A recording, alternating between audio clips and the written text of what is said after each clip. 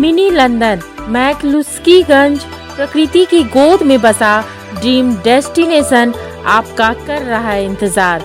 आइए अपने यादगार लम्हों को बिताइए ड्रीम डेस्टिनेशन में।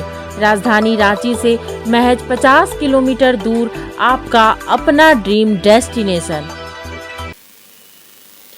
केंद्रीय मंत्री पशुपति नाथ पारस ने बिहार के मुख्यमंत्री नीतीश कुमार के बयान को लेकर देश में बिहार की बदनामी होने का आरोप लगाया है। वहीं सुशील कुमार मोदी ने नीतीश कुमार को बीमारी होने की बात कही है।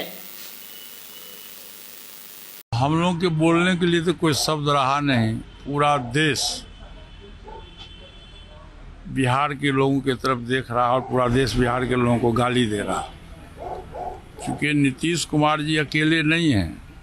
नीतीश कुमार जी बिहार के मुख्यमंत्री हैं और बिहार की जनता ने उनको मैंडेट दिया और मुख्यमंत्री बने। चाहे दल बदल करके ही बने हों, एनडीए गठबंधन को बिहार की जनता ने अपना मत दिया था, लेकिन बिहार की जनता से बिना पूछे हुए एनडीए गठबंधन से वो अपना नाता तोड़ के चले गए आरजेडी गठबंधन में। वो कहावत है कि रक्षक भक्षक होता है। तो 2005 की बात आप याद करिए। 2005 में बिहार की जनता ने लालू और राबड़ी के शासन से त्रस्त आकर के नीतीश कुमार जी को अपना मैंडेट दिया था और 17 से 18 वर्षों तक नीतीश जी बिहार के मुख्यमंत्री थे और आज भी हैं।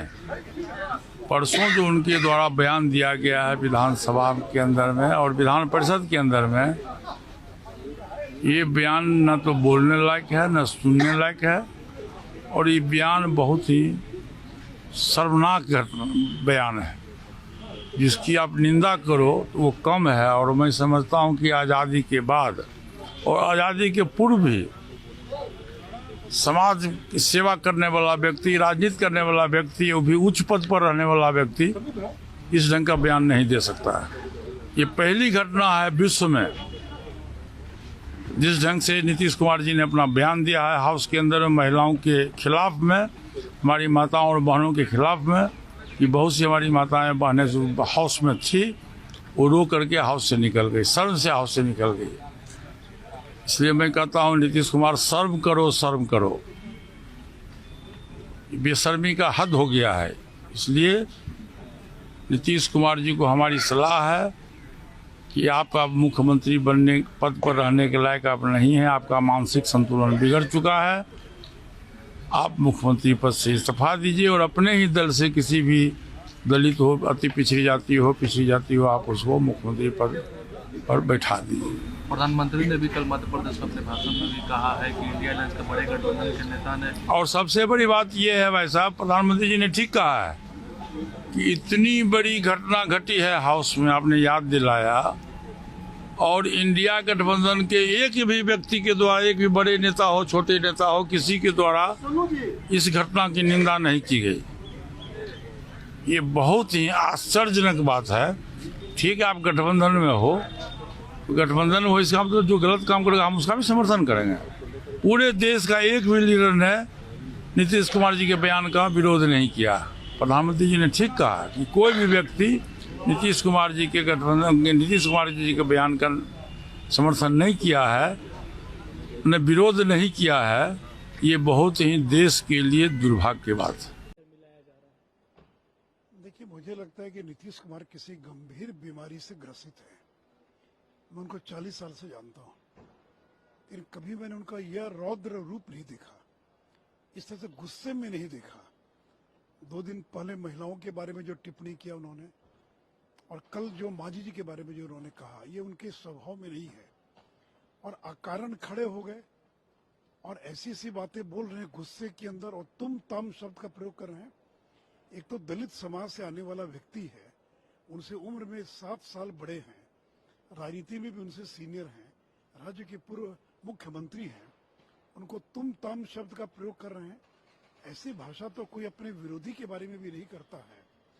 तो इसलिए मुझे लगता है कि नीतीश कुमार किसी गंभीर मानसिक बीमारी से ग्रसित हैं, जिसका इलाज कराए जाने की आवश्यकता है। और जब वो ये कहते हैं कि मांझी जी को तो भाई आपने तो मजबूरी में बनाया। आप जब 2 सीट पर सिमट गए, पार्टी में विद्रोह ना हो जाए, इसलिए आपने जीतन राम मांझी को बना दिया कि पॉकेट का मुख्यमंत्री रहेगा। और आज कह रहे हैं कि ये मुख्यमंत्री बनने लायक है, तो आपने तो बनाया। उस समय तो बहुत पीठ थपथपा रहे थे कि मैंने एक मुसहर को, दलित को मुख्यमंत्री बनाया, और आज कह रहे कि मेरी मूर्खता है। तो नीतीश जी को मैंने सलाह दी है कि तेजस्वी यादव को मुख्यमंत्री बना दे, अपने उत्तराधिकारी को। अब उनको विश्राम करना चाहिए, अब उनका समय खत्म हो चुका है, उनको आराम की जरूरत है। सर, आचार्य प्रमोद कृष्णन कांग्रेस के नेता, उन्होंने कहा कि कांग्रेस में कुछ ऐसे नेता हैं जो भगवान राम से नफरत करते हैं। देखिए, आचार्य प्रमोद ने, जो मैंने देखा उनके बयान को, तो सही कहा उन्होंने। कुछ क्या अधिकांश नेता हैं, और जो 2-4 नेता जो भगवान राम का नाम भी लेते हैं, वो भी वोट के कारण लेते हैं, चाहे वो बघेल हो चाहे कमलनाथ हो। लेकिन कांग्रेस को अधिकांश नेताओं को भगवान राम से कृष्ण नफरत है, इसलिए वो सनातन का विरोध करते हैं और सनातन को गालियां देने वाले लोगों के पीछे खड़े हुए दिखाई पड़ते हैं। जब टूटती है आस, जब थकती है सांस, जब रूठते हैं अपने, मुंह मोड़ता है जमाना, जब अंगड़ाई लेता है संकल्प, फिर बनती है कहानी, बनते हैं अनमिट निशान। देखिए मेरे साथ संघर्ष की दास्तां।